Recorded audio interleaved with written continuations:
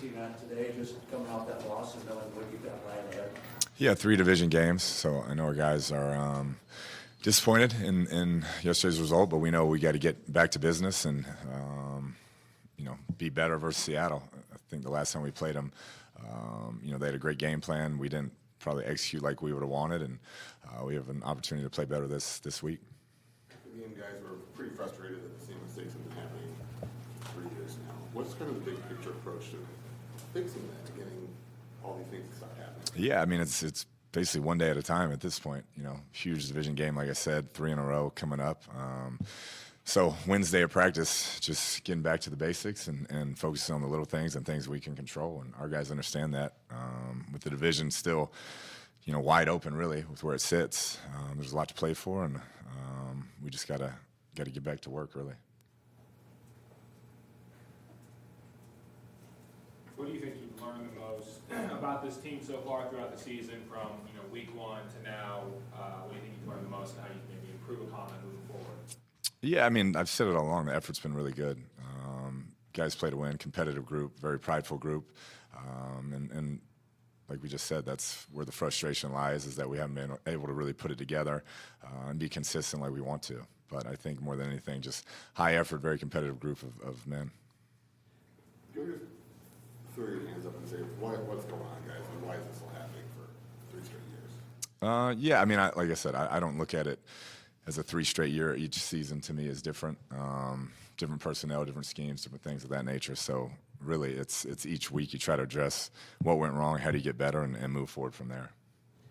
What's your thought on the whole process in terms of the play? Because with the clock ticking down, sometimes having to take a timeout, being close to delays on others. What's your overall thought on that whole process? Yeah, like I've talked about, try to huddle, which was new for us, and obviously there's been some growing pains in that, and we got to be better with some of these new pieces, trying to calm people down, because it has been late in the play clock when we've been getting up there, and so that's something we've continued to work on.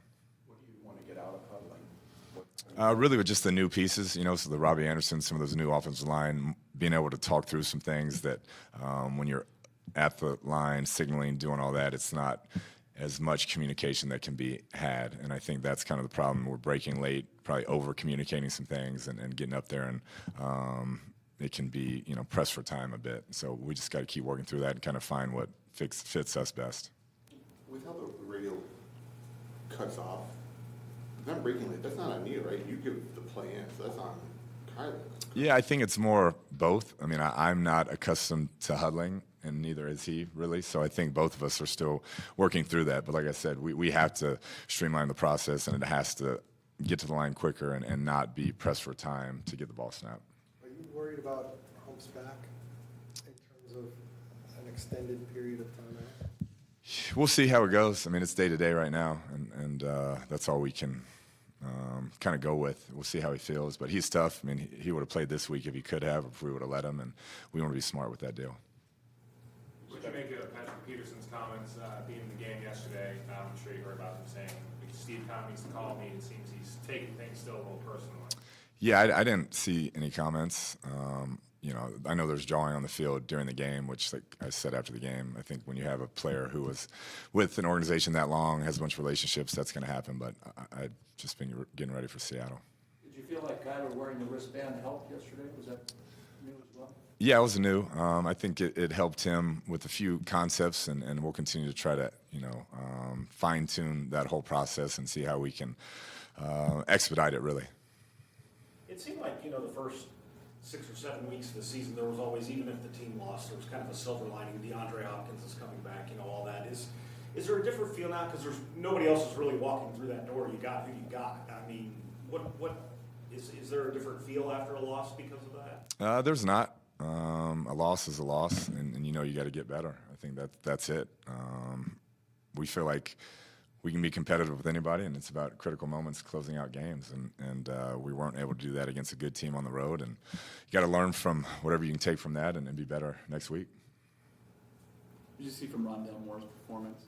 What we've seen all along, he's dynamic. We've got to find ways to get him the ball in space, and he has the ability to do that on any and every play. And so it was good to see. I'm glad he got to have some positive plays. I think that's going to help him moving forward. And the rapport of the quarterback is obviously growing now that they've been on task together for a couple straight weeks.